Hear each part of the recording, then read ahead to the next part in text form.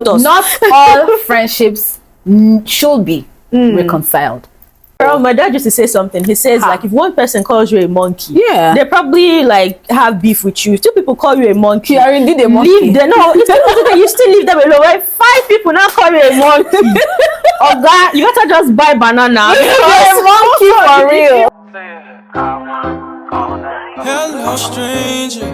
It's been a minute. By the way, just got in town, and I won't let. Hi guys, welcome to another video. As I promised you that friendship conversation was not over, we're shooting part 2 of the friendship conversation that we had before. And I have the same person to, like, who else? It's me together. It's May, Belle, maybe it's maybe. Yes, that's actually a YouTube handle. So guys, follow her, subscribe. So right, we're just going to go right into it, but then yeah, you know the drill. Have you subscribed? Did you like the last video? You did? Okay, so if you did not watch it, I'll forgive you because I'm a child of God and I have church mind. But do you? I do. Yes, I believe it. I have church mind, but I think the last video we just talked about friendship generally, what makes a good friend, and we kind of delved into the Hilda, Amma, and Bo's story, from our own perspectives, with it's just how we see it. No judgment, and they both had valid arguments. And we were able to weigh both parties or both sides to just but we didn't go deep into it because, like I said in the last video, it was going to be too much of scrutiny for that friendship or for that triangle, whatever it was. The triangle. The triangle, actually, yeah. So this, without making so much fuss about it, this time around we're going to be talking about friendship conflicts, how best we think it should be resolved, and an interesting conversation. When it's time, we'll talk about it. Let's start about now. So wait, we should not tell them yet. Yes, they should keep watching till it's something you want to hear about. Surprise conversation till the end of the video. But yeah, Mabel, guys, her. All right. Now let's just get right into it. Last week we were talking about friendship, what makes a good friend, situations that we've both been through with friendships, and we touched one topic where it was like where you're having conflict with a friend, you are putting into them, but you don't like feel that energy back, and that kind of made me want to talk about the situation that me and you have. So myself and Mabel had a fight. No, it wasn't a fight. It wasn't a fight. It was like a fallout. Like a fallout. Yes. And it was, now we know better. It was miscommunication, misunderstanding. Yes. So just building that context before she goes ahead. Yes. No, for real. Thank you, Boo. You're welcome. We did have a fallout because we've been friends for so long. It's more than 15 years, to be honest. If we're going to quantify it, more than 15 years. But around 2016-ish, we had a fallout. Me and her lived together very briefly when we were doing NYSC, and I had another friend at the time who was we lived together, and there was a misunderstanding in our friendship. And what had even happened more, really, to be honest? So I think while you put together what had happened, it was a time in our lives when we're really just figuring life out. So a lot of things were very sensitive. Like I had come from Ibadan. Yeah. She also had come from Ibadan, and like we're both in a space where we're really trying to navigate our lives in a strange land, to stay. So we're very sensitive, and a lot of things were not right. I think I had come to stay at her place because I had my own stories, which is something I'll share later on. Yeah, I had my own stories, and at that time I would say I was at my best because I was going through a lot. So I'd come to stay with her, and even staying with your relative, your family, is not so easy. How much more stay with two people that you're not even related to or related with? Related to or with? Both. Related to people you're not related to, and with. Of course it's inevitable for you guys to have. So yeah, that was really what happened. I don't remember the exact details of what happened, but I feel like I do. What had happened was I think you had actually, even the time that you had come and stay with me and my roommate, we were in a bad space, me and her too, at the time. So it was just me and her were having conflict, and then when you came, you were like, I could feel like you didn't know what to do. You were sort of like thrown in the middle, which is kind of our bad now in like retrospect, hindsight, and like thinking about it. But at the time, I felt a little bit upset that you were now buddying with her, my friend, right? And because me and her had conflict, you were the third person. I'm thinking, girl, like you knew me, right? So. You should have. I'm thinking that the way you should have handled that situation was to say, hey, Mabel, what's going on with you and this person? I feel like you guys should handle your own matter. Me, I don't want to be in this situation. But then again, it was also me putting too much on you. It was me putting too much expectation on you. I could have handled my own situation. I didn't need to have you come and fight my battle or come and fix the situation that was already going on. So because of that, me and her fell out, because I was holding that grudge, like, girl, okay, now you're going to come in this friendship, you're going to pick a side. Now I feel slighted. Now my friend feels slighted because me and her now reconciled and now talked about it, and now felt like you were the one now trying to cause discord between us. But that wasn't the case at all. It was 3 20-year-old girls who just did not really think critically about stuff and just mess up situations. But you know, a couple of years, you and I talked about it later, and we're like, girl, we were actually just so we were children, and you know. Yeah, we were children and we were young, and this is things that people go through like on a daily, and which is why we wanted to talk about this, right? Like, how do you feel? Like, what advice would you give to just settle conflict? The people going through, like, if somebody finds themselves in this kind of situation where maybe they become friends with another person, and then they see that there's a conflict in the friendship that they just come into, what do you feel like they should do about that? So let me just even let me track back a little. Like when this thing happened, so it was, I mean, I remember vividly that it was that, but you know that there's also that thing where, you know, as much as I knew her before I knew the third party, you know, I met them as an item, more like it. So it could honestly have been a case of, okay, I don't even know how best to handle this. And also because at the time she was always going to work, and myself and this lady were always the ones in the house. And I don't know if you remember the last video we did on Friends, where I said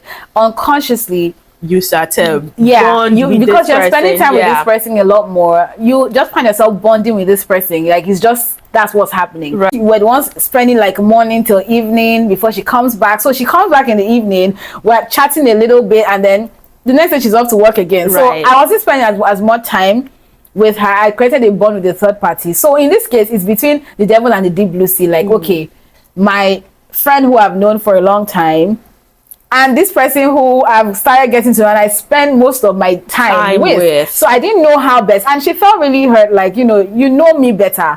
You should have not done what you did. But I think a lot of things that I did then, now I'm just like, you know, okay, maybe I should have just done, you know, that sit down. What happened? Oh yeah, hug yourself, kiss yourself, that kind of thing. Maybe I should have done that. But it's now that we can think about it. But to answer your question, I feel, let me even say, as much as we're talking about conflicts and friendships, this is more personal.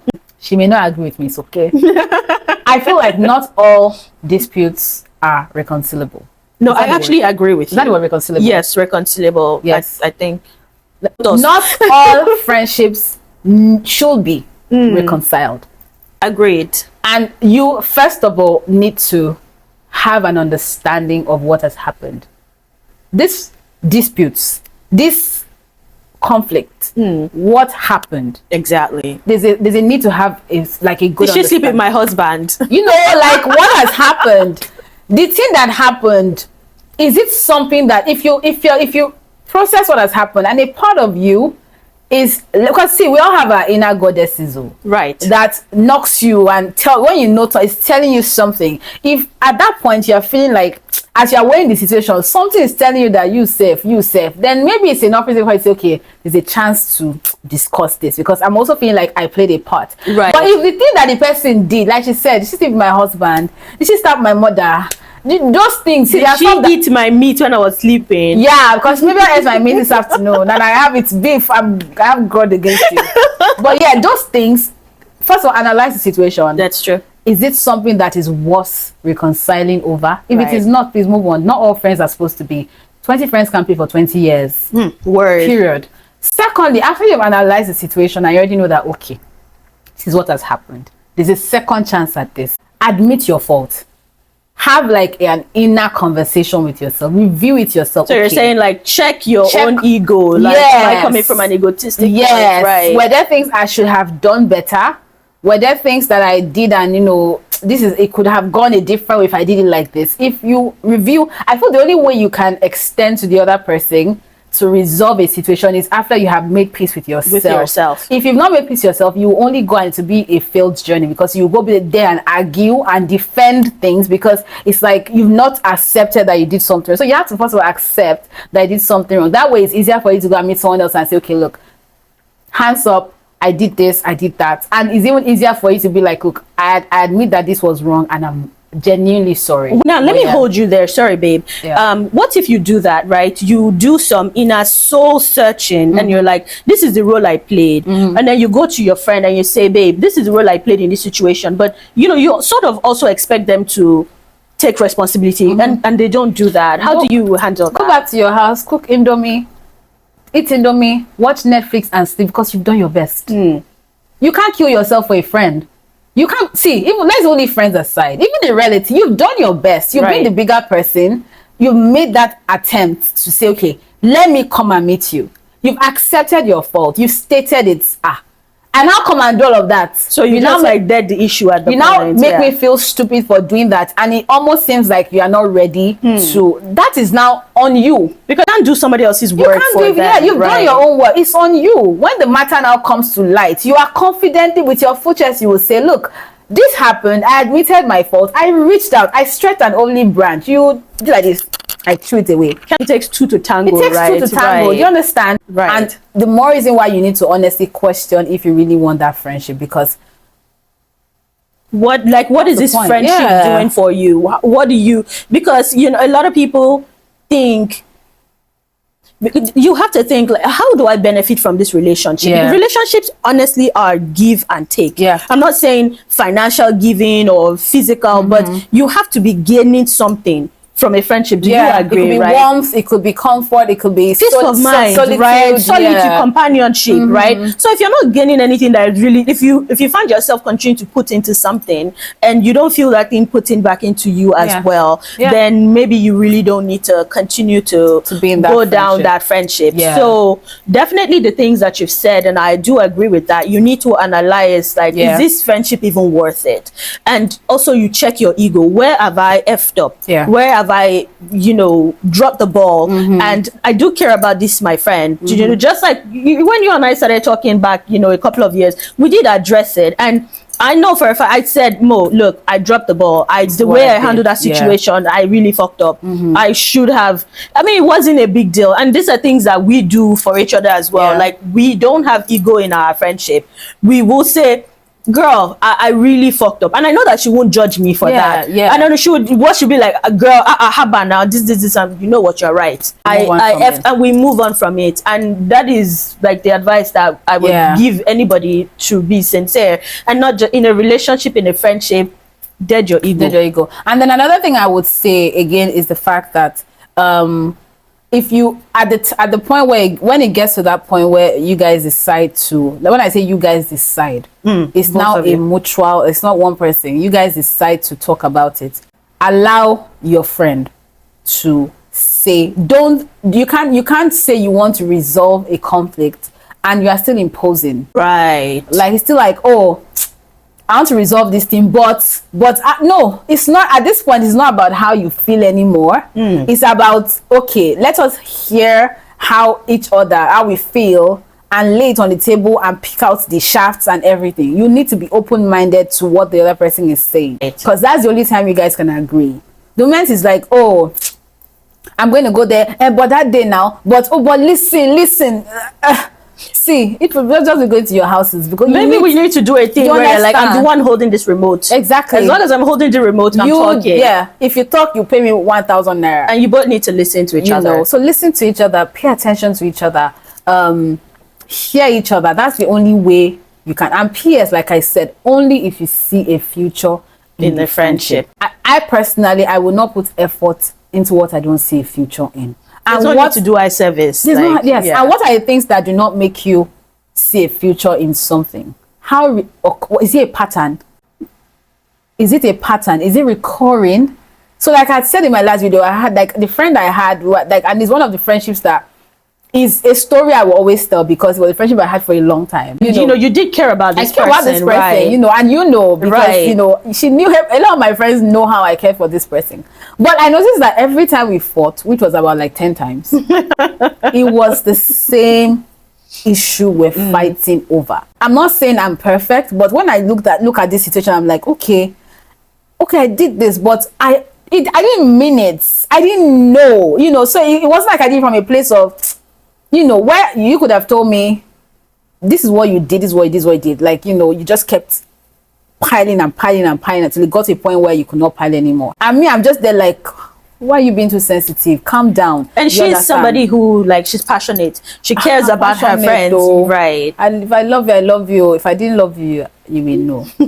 I didn't know how to hide it. But then you get my point. Like, so what, not to flip over, like at that point, you know, I noticed there was a pattern. And when I stopped being friends with this person, it was from the conversation of, if you settle now, or if you continue this friendship, will it continue? And then my answer was yes. Because it's a root problem. Her perception about me was from the root. And why do I know it was from the root? For a person to remind you about something that happened in 2015, in 2020, it means you had 5 years. We are good now. And you are telling me about something I did in 2015 that you have held on to. That is a problem. In fact, that thing alone is like, you know what?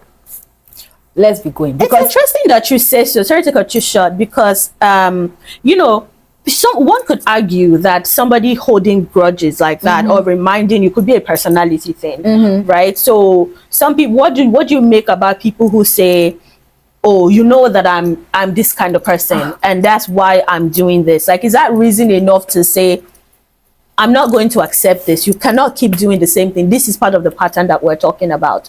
Would you, like, for instance, like, I'm a Gemini, right? And people say that Geminis are often two-faced, that they are hot and cold. So if I'm hot and cold in our friendship, right? Like, do you think it's reason enough for me to say, Mo, accept me this way? That is my personality. Like, shouldn't I be held accountable for my action towards you as my friend? People that say that thing, those things, you know, that thing, not I call them Olojoro. Oh God. They are Ojoro people. Now let me ask you a question. You see, friendship is unfortunately a circle where people get away with a lot of things. Right. If you're in marriage and your husband says, this is how I am, take me like this, is it acceptable? Or your wife says, but this is how I am now, take me like that. I guess it kind of depends on what I'm taking. Right? If you always stir all your rice and stew together before you eat the food, and you said, this is how I am, take me like that, I probably would take you like that. But if you were, you know, I mean, so if it's a thing that is you, it doesn't affect me. I'm only just concerned. Right. That's okay. Right. But if it's something that affects me, and it's affecting me, I don't like that you're doing this thing. Right. And I ask you, I'm like, take me as I am. That is why they'll say, I mean, I know we're digressing, but that's why they'll say marriage is an institution. It is. People friendship. It's two people that are not the same, not alike, have different levels of flaws, coming together to have a mutual understanding of why they need to work together. But I think that the same goes for friendship, except there's no paperwork and there's no that's exactly what I'm saying. Right? But even in marriage, it's like, how would you like if your partner says, take me as I am? But in friendship, I'm supposed to take you as you are. You have to, friendship and marriage, they are under the same institution, so that one is master's degree, the other is primary school. They both carry the same level of emotional involvement. That's true. So that's why some people tell you that when a friendship goes wrong, it hurts them. It does. There are people that fall sick because their friend does them somehow, because they've invested so much in, and you can't fault them for investing so much in their friendship. Like, yo, I saw you as my guy, my G, you know, I trusted you. Friendships are important. We as human beings, it's part of our nature to be, you know, to seek companionship, whether it be relationship, companionship, or friendship. It's just part of the way that we were created, you know. So that's why it cuts the reality. Yeah. So, you know, I hope I've answered your question. I feel it's not allowed. If you can't keep telling your friend, this is how I am. Like, so this is how I am. So it's not fair on your friend. It's not. Because your friend is now supposed to accept you for who you are at the expense of how they feel. And don't people try to change for people that they really care about? And yes, if 5 people are saying the same thing about you, okay, sit down and go and think. Girl, my dad used to say something. He says, like, if one person calls you a monkey, they probably like have beef with you. 2 people call you a monkey. You are indeed a monkey. Leave them. No, it's not you still leave them alone. Right? 5 people now call you a monkey. Oga, you better just buy banana. You're a monkey for real. If people are saying the same thing about you, go and have self-reflection. That's the time for you to look and be like, I feel like a lot of people don't self-reflect. Yeah, think about it. It means there's something that is 10 people can be wrong about you. 10 people that don't know each other. They're not saying that you're a monkey, and you are telling them, no, I'm a giraffe. You know, I should have known this. You're actually very right. I should have known this because I did have a friend at some point, somebody who I considered a very good friend. She did me really dirty. Oh gosh. And you know, when I met her at the time, she didn't have any friend. Yeah. According to what she told me. And this is another red flag that I feel like we should look out for. If you are moving with somebody, they don't have one person that is still cool with them Why at don't all. you have friends? They have issues with everybody that has been in their life. Every single person. They've cut out A, they've cut out B, they've cut out C.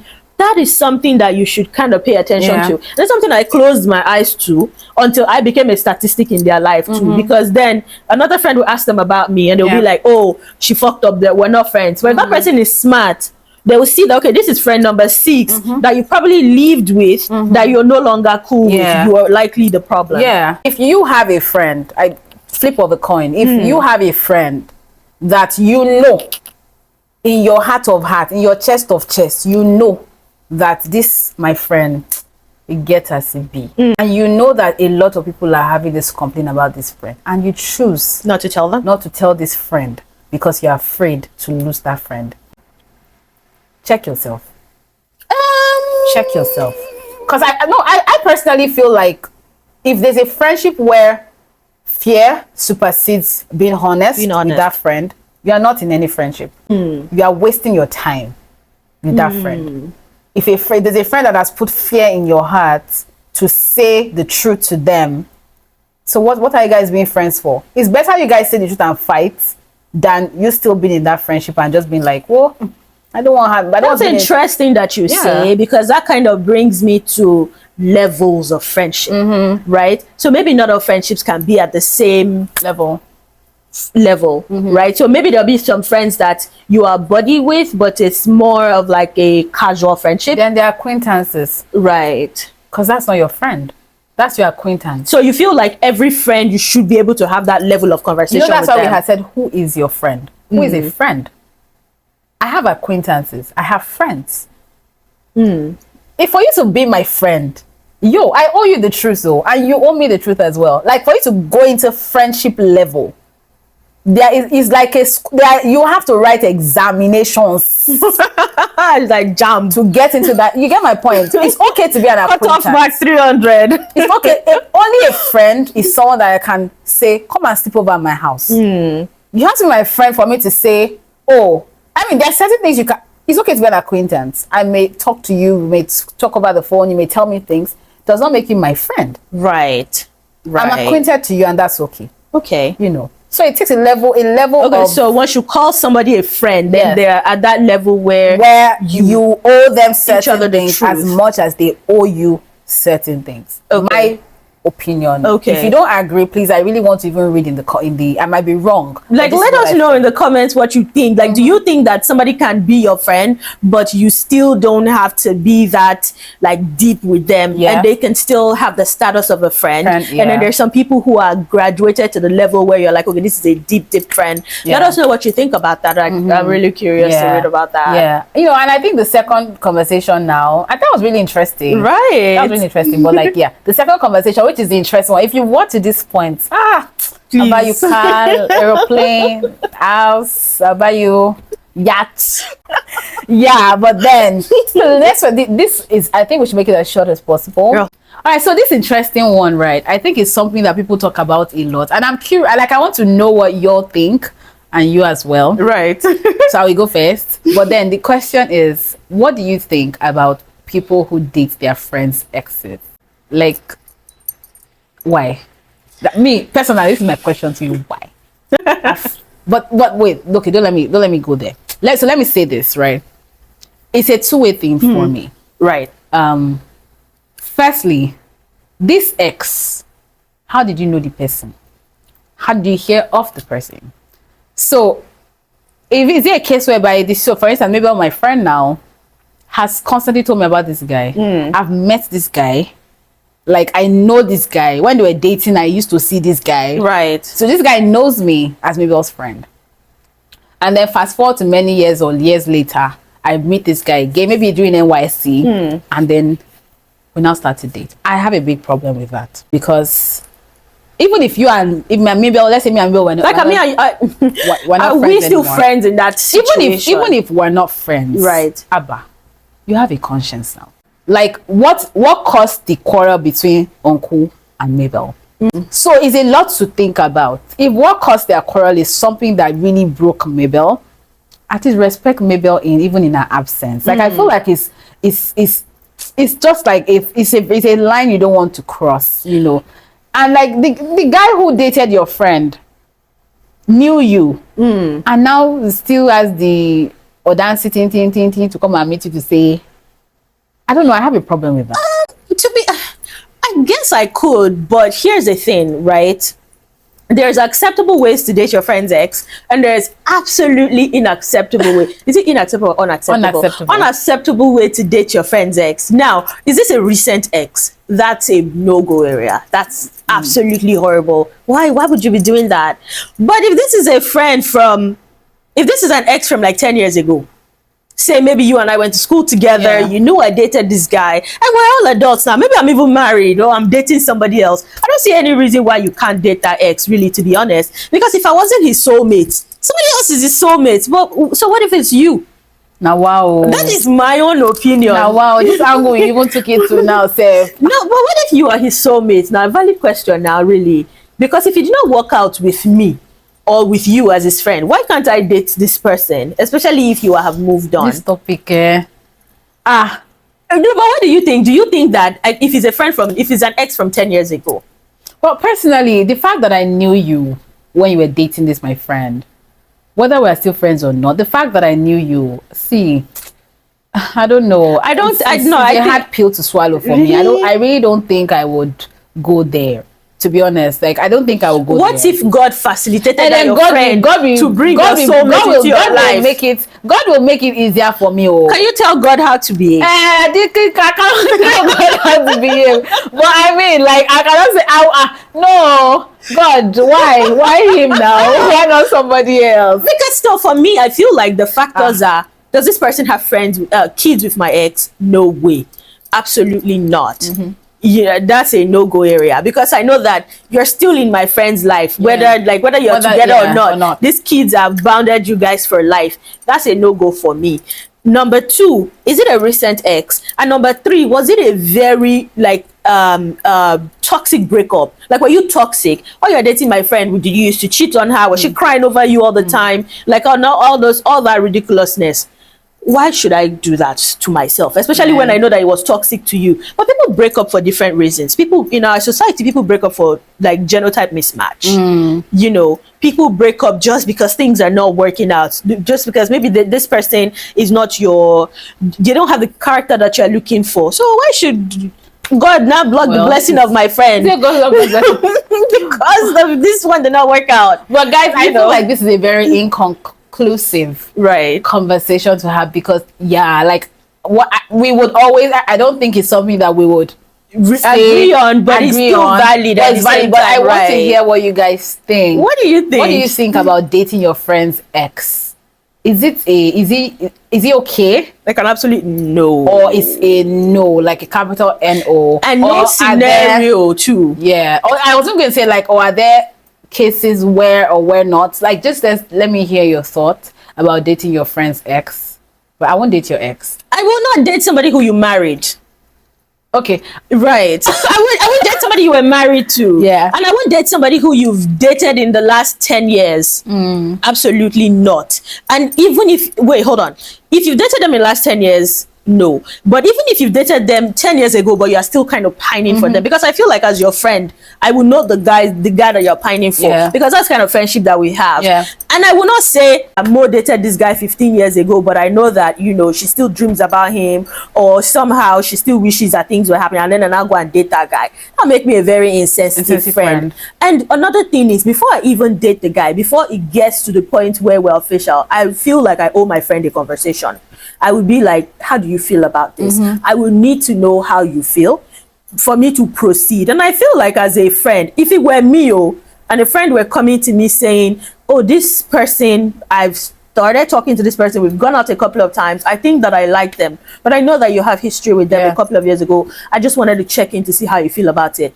And me, I'm happy in my own life where I am right now. I'm going to give you my blessings. As long as, like, especially if it wasn't something that ended in a very... of course. No, absolutely. I'm happy in the life I am right now. I've obviously moved on. I want good for my friend. And if this ex too was a good person, it's just like maybe situation happened, yes, of course, things didn't make us work out, I'm going to absolutely give my friend the go ahead and be like, maybe he's your guy, maybe God brought him into my life so that you can in turn know him somehow. But if this was somebody who cheated on me while we were together, slept with some of my friends, I have not forgiven him, of course I will feel some type of way with my friend dating them, but at the same time I still don't have control over that. But me, I'm saying, like, I feel like, you know, check in with your friend. And the fact that the friend checked in at that point kind of already like tones down the situation and makes me know that, honestly, you know, because love happens in the weirdest way. Love happens in the weirdest way. And what do I look like trying to,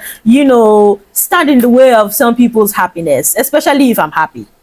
But if I'm, you know, it's plenty. Anyways, thank you guys for watching this video. Let us know your thoughts. Genuinely, we want to hear from you. I feel like on this note, I remain yours sincerely, Mo. Subscribe, like, comment, share. Maybe that's her YouTube channel. Please support my friend. She's new on YouTube and she's amazing like that. So please ensure to also subscribe to her channel. And until next time, stay amazing. Hello, stranger.